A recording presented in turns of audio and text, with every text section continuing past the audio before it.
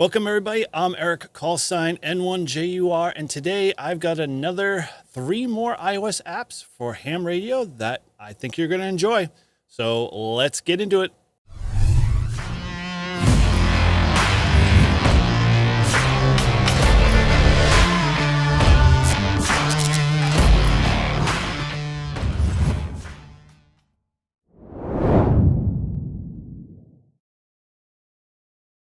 We are going to start with our first app this week, and it is called HamBands.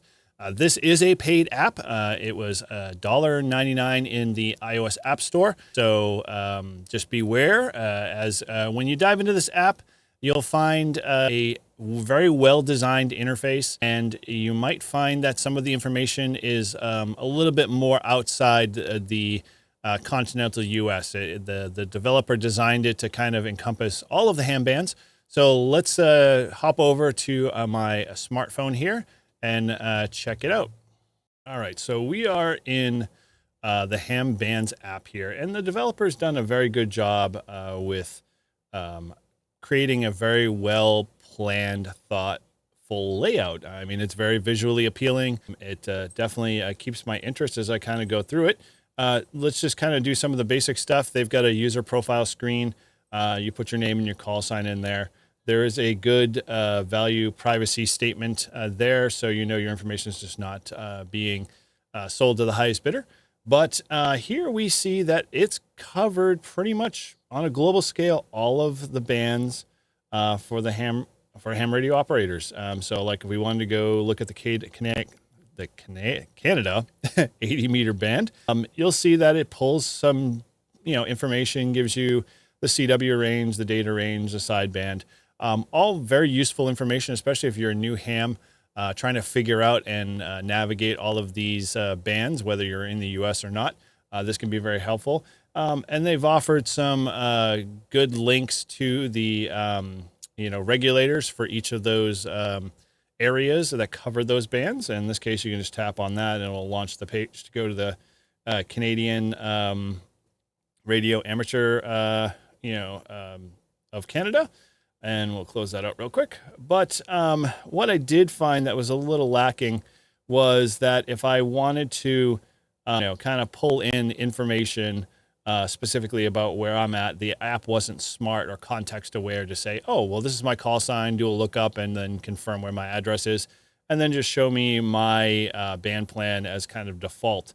So like if I dive into the 60 meter band for the United States, you'll see that there's a lot of C notes below, and it's pretty good because most of this information is coming from the ARL website, so you might not have to do a lot of digging to find it.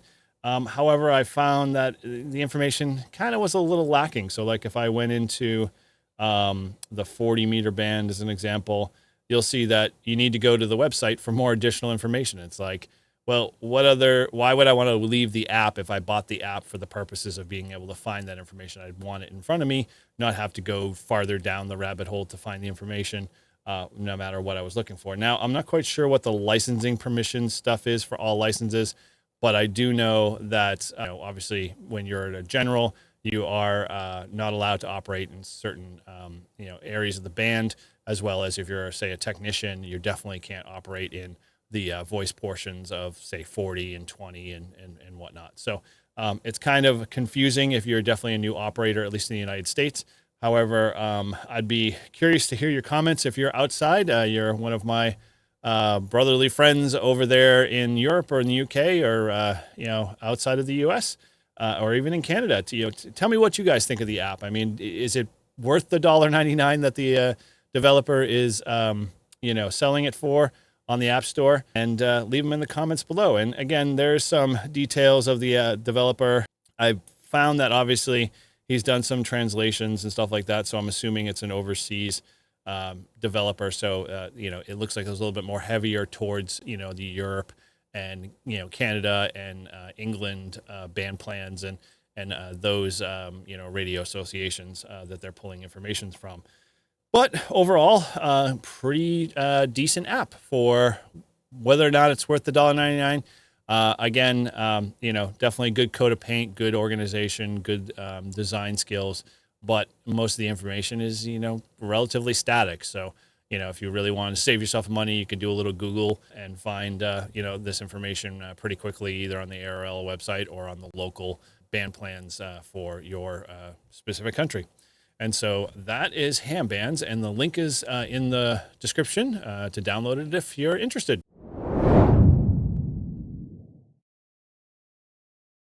This next app I am pretty excited to talk about, as the developer who wrote this is also a very good developer of some Flex SDR applications that I use on iOS. So we're going to dive into this next app, and this next app is called ICLuster, the DXCluster database.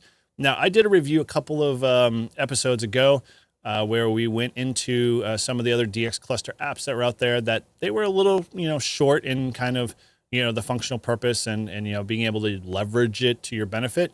So I did a little digging and I came across this app, and this is a paid app as well.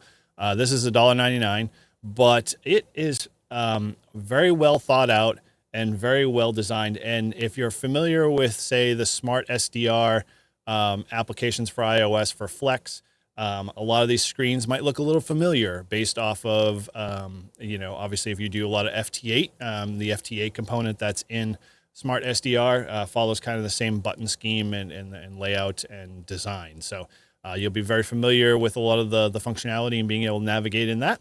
Again, this app was written by Marcus, DL8MRE. He's the author of Smart SDR for Flex and other SDR-based systems and remote access. So the one thing I like about this app is that it leverages, obviously, all of the typical lookup tools like HamDB, HamQTH, QRZ, and does a very, very good job of making it simple to link into those systems, and it's pretty clear. He has also wrote a very good manual for this. So if you are one of those types that likes to read through it to figure out all the functionality and how to leverage it, that manual is a very good option, and you can find that in his settings. So what I've done is gone in and just basically set up my QRZ information here. You can set up all your grid square location that you think you need to have it set to, your IRU region. And then if you're into alert notifications, that is simply just you set it up and press the test alarm button, and your alarm will get triggered off. You can also set the DXCluster database you might want to use. So if you have your own DXCluster you're familiar with and you want to use that, you can configure that information, as well as how long the spot age is set up. And then the one thing I really like that he's also used in his other Smart SDR apps is the prevent device sleep.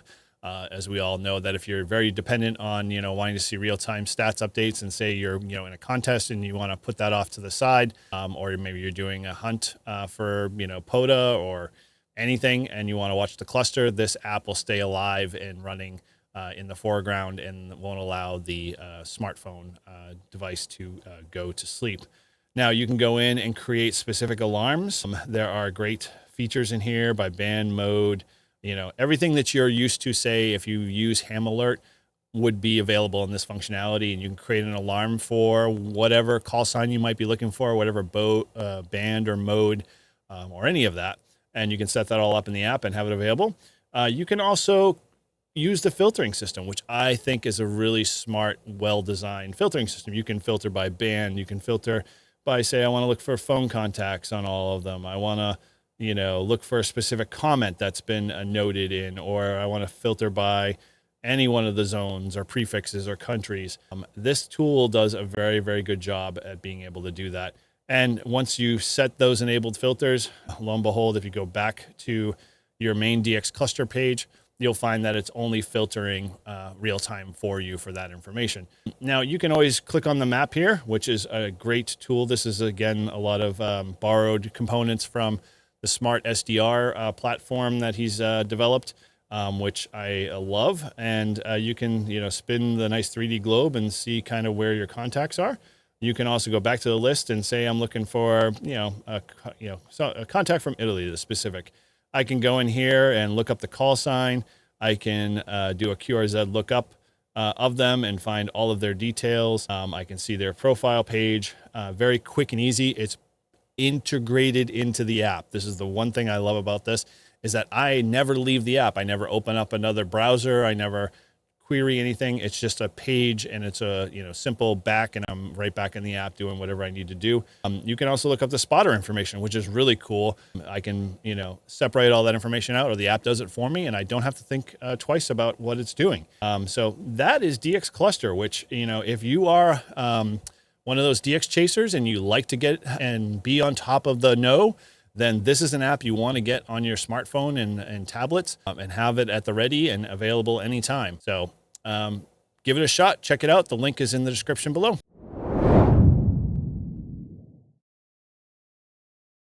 This last and final app, I am a big proponent and follower of. I found this on the iOS App Store. It was in a bundle. It is called Slow Scan TV from Black Cat App Software Systems. If you know that name and it rings a bell, then you'll know that this app and many of the other apps that the developers created are a great asset to the ham radio community. They have a boatload of stuff that's out there. You can click on the apps when you're in the app, and you can see all of the other related apps that he's created. And the list goes on and on and on and on from there. But we are going to talk specifically today about Slow Scan TV. Now, if you're sort of like me, I have always been looking for ways to be able to demonstrate ham radio without having to, create a huge component list of, radios and antennas and items that would, normally take me a lot of time to get set up and use. I've got a project that I'm working on. If you stay close to the channel, where I'm putting HF mobile in my truck, being able to demonstrate obviously sideband and digital and that stuff from the vehicle is a big plus. But now I can actually do, the Slow Scan TV now. So, you might be saying, oh, Slow Scan TV, that's kind of so passe, and, it's kind of, been replaced by, text messaging and SMS. And yes, it has, but, over RF, this is one simple app that I can basically walk through and put up right against my radio speaker, go to the slow scan frequencies on, several bands, and listen for slow scan transmissions. And the app is designed to interpret and hear everything out the speaker of the smartphone itself. And so I've got a little video here that I'm going to show you in a second that goes through all of those steps and how easy it is to actually pull an image from it. And I think it kind of serves as a good testament to be able to demonstrate how easy ham radio is and how flexible and how cool and how we were kind of like, on cutting edge when we were doing slow scan TV before smartphones and SMS and, image texting came on the scene. So this app, again, is another paid app, and that's $2.99. But if you want to buy it in the bundle from Black Cat, they offer a bunch of other apps off the App Store. So make sure you keep an eye out for that. And we'll probably be reviewing a few more of the developers' apps in future episodes. But, let's cut over here real quick, and I'll show you the demonstration here of Slow Scan TV right from my phone and my desktop speaker as I...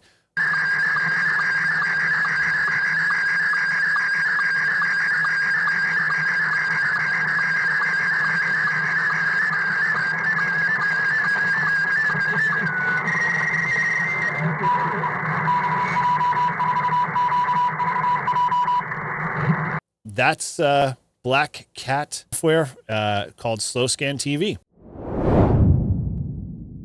Hopefully you enjoyed those three apps. Again, HamBands, DXCluster, and Slow Scan TV are the apps that I did this week, and there'll be more to come in the weeks going forward. I'm trying to make this a kind of ongoing week-to-week, episodes. So if you're looking for apps, I've got a playlist that you can check out at the end of this that includes all of the other previous apps that we've reviewed, so you don't have to download them to test them out yourself. And maybe you've got an app that you'd like us to review or that you've used. Feel free to leave it in the comments below, and we'll check it out. Or you can always send me an email at n1jur.nh@gmail.com, and we'll make sure we check it out and get it in to the next episode of iOS ham apps.